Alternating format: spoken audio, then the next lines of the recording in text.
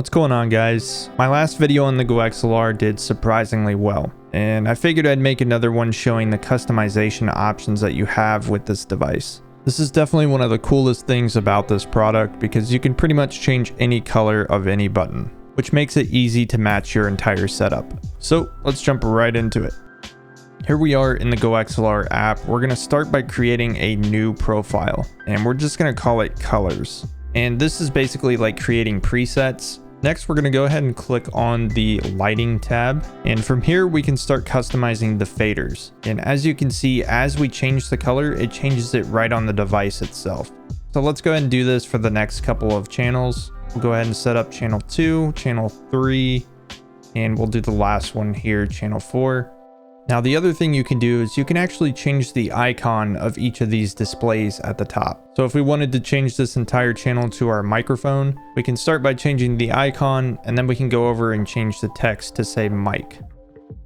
And we'll go ahead and do the same thing with channel 1. We'll change this to music.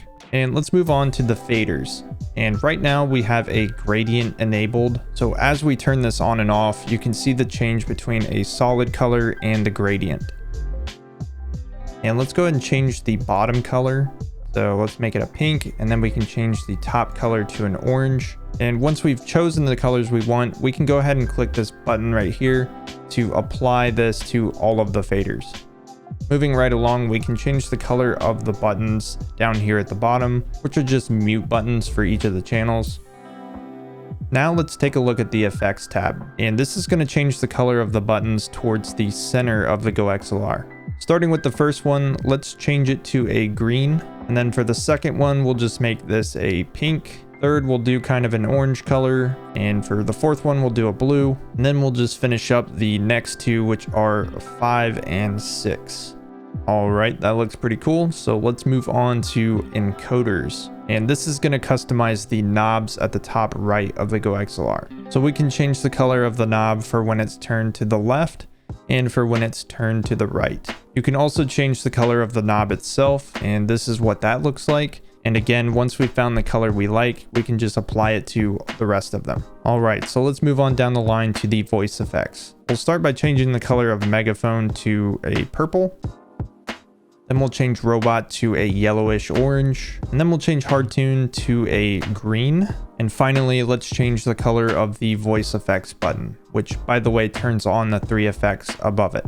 All right, so that's looking pretty good. Now, most of these buttons do illuminate when pressed, as you can see here. So by default, they're obviously going to be a lot brighter when enabled. However, there are ways to go in and change the color of the dim settings itself. Now that we're done with the effects, let's move on to the sampler. And there's multiple customization options here as well. So we can start by changing the bank buttons on the left side, and we'll give each of these 3 different colors. Now we can go in and actually change the color of the sample itself. And here's just a quick demonstration of that. And the last buttons that we have to change are the cough and bleep buttons, which are at the lower right hand side. So let's go ahead and change this color to green, and then we'll change the cough button to a blue, but I think we might actually end up going with let's do a green on this one as well. Yeah, that looks pretty cool.